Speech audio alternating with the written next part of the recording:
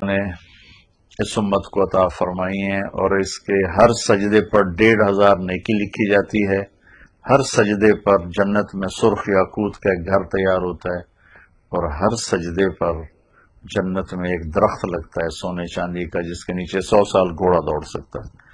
تو یہ کوئی 1.25 گھنٹے کی عبادت ہے، اور ملنے والا بہت کچھ۔ اور آخری رات پھر اللہ پوچھتے ہیں فرشتوں سے اس مزدور کے ساتھ کیا کیا جائے جو اپنی مزدوری پوری کر دے، کام پورا کر دے۔ تو فرشتے کہتے ہیں کہ اس کو اس کا اجر ملنا چاہیے۔